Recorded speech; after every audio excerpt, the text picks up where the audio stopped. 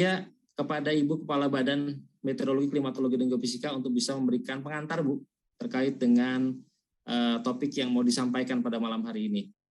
Baik, terima kasih Bapak Ibu dari media dan juga ini Bapak Deputi Geofisika BMKG, kemudian Bapak Kepala Badan Geologi, Bapak Kepala Pusat Vulkanologi dan Mitigasi Bencana Geologi, Bapak Kepala Pusat Gempa dan Tsunami BMKG, juga Bapak Kepala Pusat Data Informasi BNPB yang mewakili Bapak Kepala BNPB, serta para pakar, Ketua Ikatan Ahli Tsunami, Dr. Gegar Prasetya, kemudian juga pakar-pakar dari Badan Riset dan Inovasi Nasional, ada Bapak Dr. Wijokongko dan Bapak Dr. Semedi.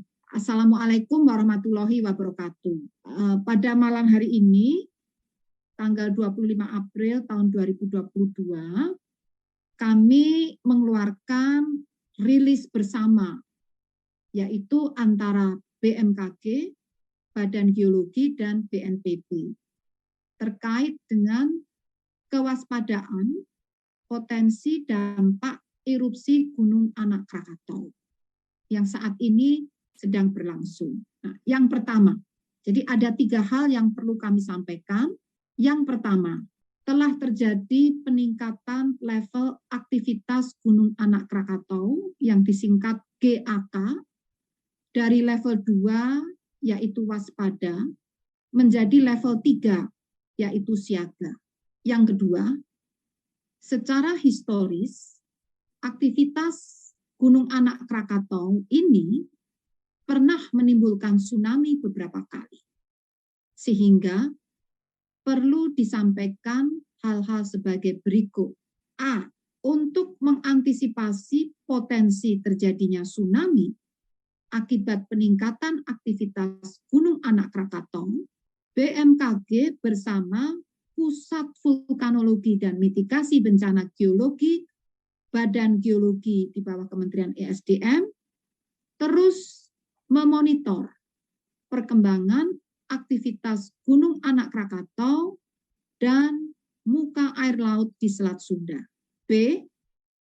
Dengan meningkatnya level aktivitas Gunung Anak Krakatau dari level 2 menjadi level 3 yang disampaikan oleh Pusat Vulkanologi dan Mitigasi Bencana Geologi Badan Geologi, maka masyarakat diminta untuk waspada terhadap potensi gelombang tinggi atau tsunami, terutama di malam hari, sesuai dengan informasi yang disampaikan oleh BMKG.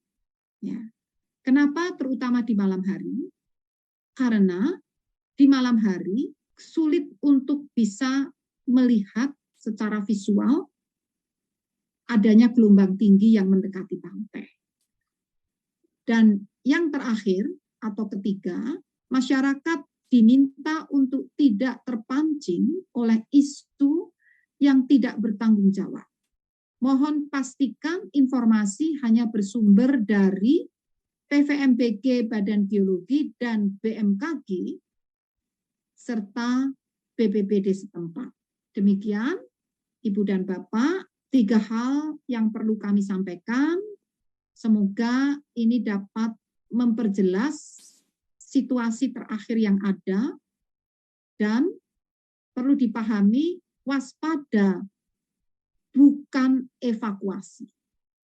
Waspada artinya berhati-hati dengan meningkatkan kesiapsiagaan dan dengan tetap memperhatikan informasi dari pihak berwenang, yaitu BMKG, Badan Geologi, dan BNPB.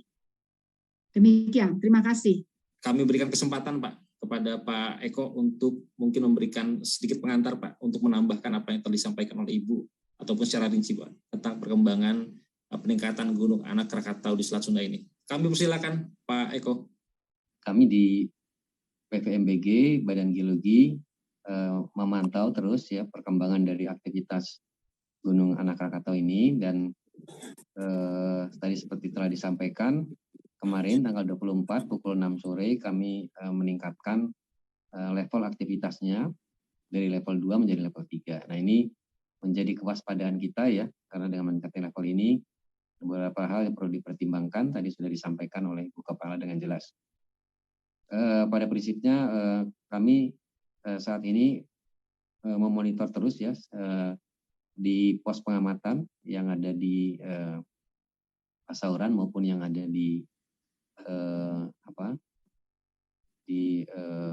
Kalian Kampung ya.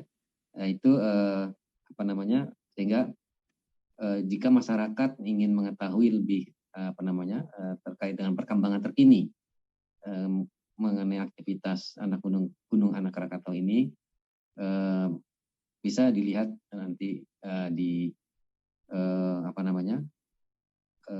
situs resmi di Pusat Vulkanologi dan Mitigasi Bencana Geologi Badan Geologi, atau bisa juga datang langsung ke pos-pos pengamatan. Saya kira demikian, terima kasih. Kami persilakan Pak Dr. Gegar Prasetya. Baik, terima kasih. Assalamualaikum warahmatullahi wabarakatuh. Selamat malam Bapak Ibu sekalian. Seperti yang disampaikan oleh Ibu Kepala Badan dan juga oleh Kepala Badan Meteorologi dan Geofisika, kemudian juga disampaikan juga oleh Bapak Kepala Badan Geologi. Pada intinya sih dengan adanya kenaikan aktivitas dari anak Gunung Krakatau ini, jadi secara historis memang anak Krakatau ini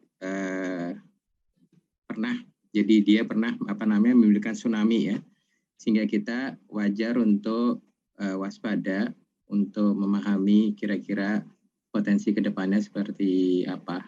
Jadi mungkin itu saja mungkin dari saya, kecuali kalau ada pertanyaan-pertanyaan nanti Mas, seperti yang sudah disampaikan oleh Ibu Kepala Badan Meteorologi dan Geofisika sama Bapak Kepala Badan Geologi. Jadi secara historis dari kami, bahwa catatan kami aktivitas yang meningkat dari aktivitas Gunung Anak Krakatau wajib untuk diwaspadai. Baik, terima kasih Mas. Baik, terima kasih Pak Gegar Prasetya. Pak Dr. Sumedi Usrin, sebelum Pak Wijokongko kami persilakan Pak. Ya baik, terima kasih. Terima kasih Bapak Ibu sekalian yang saya hormati. Saya hanya ingin menyampaikan bahwa kami ya para pakar juga bersama-sama dengan BMKG dan instansi terkait terus berusaha untuk meningkatkan kemampuan kita semuanya ya untuk mendeteksi dini tsunami yang diakibatkan oleh aktivitas Gunung Anak Krakatau di Selat Sunda.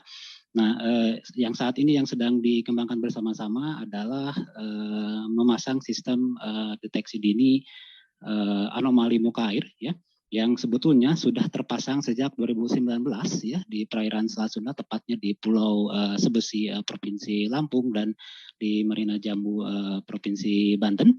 Hanya saja sejak 2019 alat-alat itu masih terpasang jauh dari sumbernya, yaitu Kompleks Gunung Api Krakatau.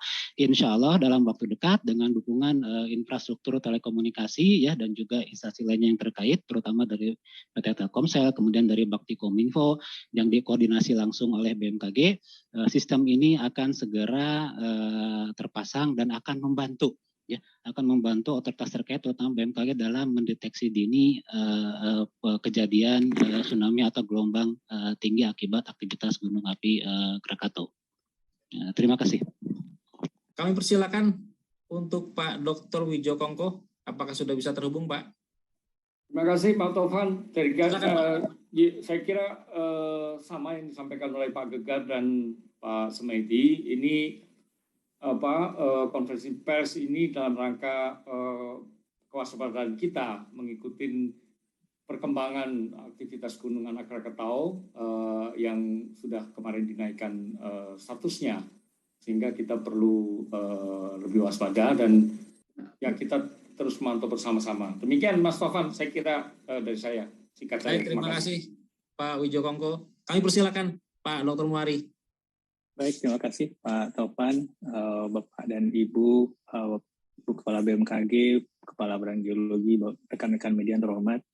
Jadi press conference ini sebagai respon dari beberapa laporan yang disampaikan oleh baik itu masyarakat, pelaku usaha maupun juga yang concern disampaikan oleh para pakar, dan kita tahu bahwa kita akan dekat menjelang libur panjang Lebaran, di mana tadi disampaikan oleh Ibu Kepala BMKG tentu saja aktivitas di transportasi di sepanjang Selat Sunda dan tentu saja aktivitas wisata nantinya di sepanjang Anyer dan tempat-tempat lain yang berada di sekitar Krakatau juga akan meningkat. Maka yang paling utama tadi pesan yang disampaikan oleh Ibu Kepala BMKG melalui rilis bersama ini adalah peningkatan kesiapsiagaan kita, kewaspadaan kita dengan tetap memperhatikan informasi dari institusi yang memang berwenang di situ.